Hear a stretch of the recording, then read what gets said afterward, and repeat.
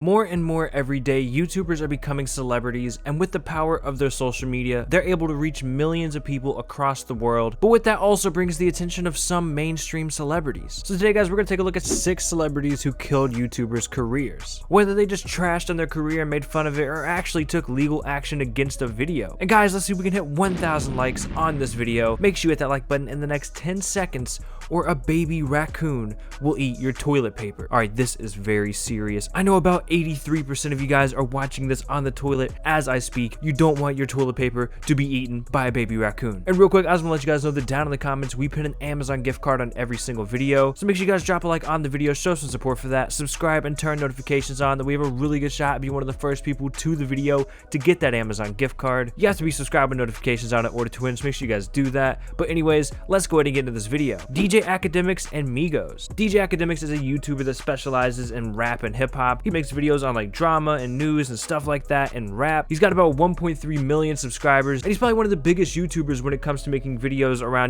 rap and hip hop. And if you guys aren't too familiar with DJ Academics, he actually has a show on Complex called Everyday Struggle. It's kind of set up like a sports debate show, but it's around rap instead of sports. It's him and another host, Joe Budden. They go back and forth and debate topics and stuff like that. And ever since he got on the show, he's actually been getting a lot of attention from mainstream rappers, celebrities, all types of people, because this platform is so big. DJ Academics started off as a YouTuber, but he's definitely making his way into becoming like a mainstream celebrity. But one of the craziest moments that came from the show Everyday Struggle, you guys might have seen because it went really viral, was when they went to an award show and they decided to interview Migos. Apparently Migos was already, like in a bad mood when they went to that interview, and they didn't really like the other host, Joe Budden. During the interview, things kind of went south because Joe Budden didn't really want to interview them. As DJ Academics was trying to wrap it up, Joe Budden just kind of got fed up. He dropped the mic and walked away, and Migos stood up like they were about to fight him. Security got involved, and it was just like a big moment for the show. But ever since that moment, Migos has had an issue with Everyday Struggle. And recently, Migos dropped a new song called Ice Tray. And in this video, they hired actors to look like the Everyday Struggle cast and pretty much just made fun of them. Now, although most of the hate and stuff was directed toward Joe Budden, DJ Academics was definitely involved just because he is a part of the Everyday Struggle cast. J.K. Rowling and PewDiePie. I'm sure the name sounds familiar, but if you don't know who J.K. Rowling is, she is the person that actually wrote the Harry Potter books. So of course she's extremely famous, and she has an issue with PewDiePie. So during the whole Wall Street Journal controversy that was going on with PewDiePie, where they made that video saying that he was an anti-Semite and just all that crazy stuff I'm sure you guys are familiar with, she was on the Wall Street Journal side and she tweeted out a bunch of stuff about PewDiePie. The first thing she tweeted out was saying, "For those who think fascism is an edgy accessory," and she was linking an article talking about PewDiePie and the whole situation. And she also responded to people in the comments on this tweet pretty much roasting PewDiePie, or just not liking him at all. So someone said it's satire, he's not an anti-Semite or racist or anything, and then she responded to him saying, "Or is it amusing that they would have held up that sign not realizing how offensive it was? How is this satire?" And then someone else said, "It's satire the fact that you can make someone do anything with $5, you should watch his vid." And then she said, "Mocking the fact that poor people will do anything for $5 isn't satire, it's humiliation." So clearly J.K. Rowling does not like PewDiePie. She has a beef with him, and I think anytime that he's in drama, she kind of tweets out about it, and it's really weird to see this. I wouldn't expect this from J.K. Rowling, but she definitely does not like PewDiePie. Seth Rogen and Jake Paul. I actually talked about this one in a video pretty recently, but if you guys didn't know, Seth Rogen just completely roasted Jake Paul on Twitter. So this is pretty much what happened. I'm sure most of you guys know Jake Paul had a ton of controversy over the summer. One of the biggest controversies was him disturbing his neighbors, them threatening to sue him. Well, it turns out Seth Rogen actually has some family that lives in that neighborhood with Jake Paul, and they were actually personally affected by all the stuff that's been going on with Jake Paul throughout the summer and his fans and just all the madness. So Seth Rogen actually took to Twitter and posted a few different tweets roasting Jake Paul. So this person tweeted out saying, "I can't believe Jake Paul is leaving Bizarrevark because I don't know what any of those words mean." Someone responded to her saying, "It was a mutual decision to leave Bizarrevark because Jake Paul has to focus his time and attention on expanding the Team 10 brand enterprise." And Seth Rogen responded saying, "I personally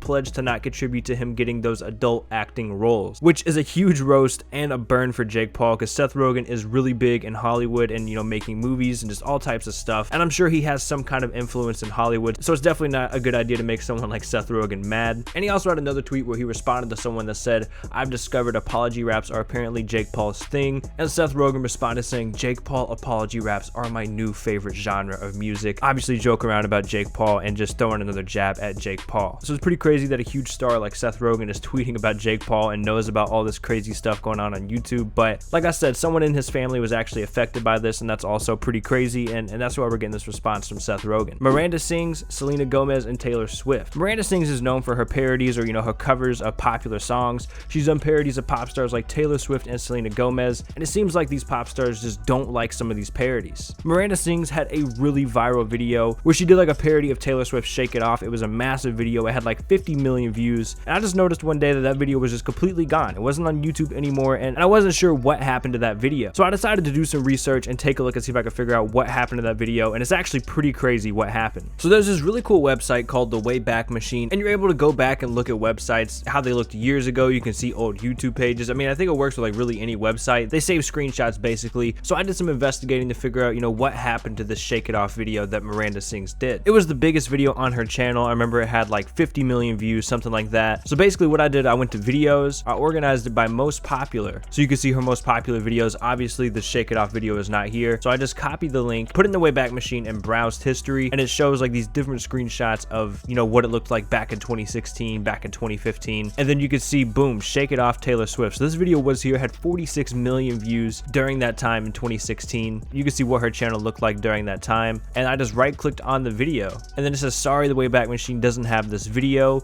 You can see it had 46 million views, the likes, the dislikes. So when you go to the link for the video, it says this: Shake It Off. The video is no longer available due to a copyright claim by Big Machine Label Group. And then you go to Big Machine Label Group's website. You can take a look at their artist. Just scroll down and boom, Taylor Swift. So I think it's clear that people like Taylor Swift or Selena Gomez, or really anyone in that kind of camp of pop stars, just don't like YouTubers doing parodies. And Taylor Swift has been like the first one to really take action and try and stop these people from doing it. Now, of course, I'm not sure if Taylor Swift personally went out and was like, you know what, I don't like this video, let's get it taken down. It could have just been her label's decision. But either way it goes, it seems like pop stars like Taylor Swift or Selena Gomez just aren't fans of parodies. And I'm really not sure why, especially with Miranda Sings, because hers is, completely clean. There's not really anything crazy going on. It just seems like they don't like these parodies and don't want them to be on YouTube. Shane Dawson and Taylor Swift. So we just talked about Miranda Sings and Taylor Swift. Well, a similar thing actually happened to Shane Dawson. Shane Dawson had actually uploaded a parody video of the song Blank Space by Taylor Swift. And like I said, this is really similar to what happened with Miranda Sings, because the same thing happened to Shane Dawson. His video ended up getting taken down with a copyright strike. Now, Shane Dawson actually responded to this whole situation. We've never really heard Miranda Sings say anything about her situation, but Shane Dawson uploaded the video saying that Taylor Swift and her team didn't like the parody he did, and they tried to take down the video. At first, they tried to claim that it was a copyright issue, but in reality, they just didn't like his parody video because they felt like it was too gross and too violent. Which, I mean, it kind of was. The video was definitely over the top and crazy, but at the end of the day, that's who Shane Dawson is. The video was really funny, and he was completely in his right to upload that video. So Taylor Swift and or her team tried to take down this video. It was down for a couple of months, but making parodies are actually protected by free speech, so they didn't really have any legal right to remove the video. It was removed from YouTube for about 2 months or so, but Shane was eventually able to get the video back up, and it is actually still up on YouTube today. But this just further shows that, pop stars like Taylor Swift or Selena Gomez, these massive pop stars, they just don't like people doing parodies to their music. Ricegum and Travis Barker. So Ricegum and Travis Barker got into some pretty serious beef last year when Ricegum uploaded a video titled The Next Jacob Sartorius Girl Version. In this video, he took a look at this girl's Instagram page. It was like a 10-year-old girl that was posting pictures of herself with like tons of makeup on, and it just seemed kind of weird for her age, the way she was acting and the way that she dressed, and the way she put makeup on, all that kind of stuff. It was just kind of weird. Ricegum made a video about it, but it turns out that this girl is actually Travis Barker's daughter. If you guys don't know who Travis Barker is, he's actually a drummer for the rock band Blink-182, and when Ricegum posted this video, it definitely caused some drama. So of course, with this being a Ricegum video, it was a huge video. It got 8 million views, tons of people saw it, and the way that some of Ricegum's fans are, they went to this girl's Instagram page, started blowing it up, saying a lot of crazy stuff, and this girl's mom actually responded on Twitter, adding Ricegum, saying, @Ricegum, wow, you just roasted my 10-year-old daughter on your pathetic channel. You have nothing better to do than tear down a kid. And Ricegum actually responded to this girl's mom by saying, 10-year-old's mom tweeted at me, your daughter want to act like an adult, she's gonna get treated like one. So Ricegum is sticking by his video. He didn't feel bad about making fun of this 10-year-old or anything, but the craziest part of all this is when Travis Barker responded. So Travis Barker responded on Instagram posting a picture of Ricegum, and he said, this lame is about to take the biggest L in history. I'll make sure to videotape it so he can post it on his YouTube. Any leads on where this pedophile lives, please DM me. And then Ricegum responded on Twitter with little eye emojis. Ricegum ended up responding to this whole situation with another video titled "Celebrity Dad Threatens to Beat Me Up," where him and Afrogum are hiding out in a cave. They're kind of just making a joke about this, and I don't think anything else really happened, but he definitely made Travis Barker mad. Alright, well, that's gonna be it for the video, guys. Hopefully you all enjoyed. Let me know down in the comments if you were shocked by any of this, or if you're surprised by how celebrities react to different YouTubers. But like I said, hopefully y'all did enjoy the video. If you did, please make sure you hit that like button, subscribe to the channel if you're new, and turn those notifications on. It's been Extracta. We'll catch you guys later. Peace out.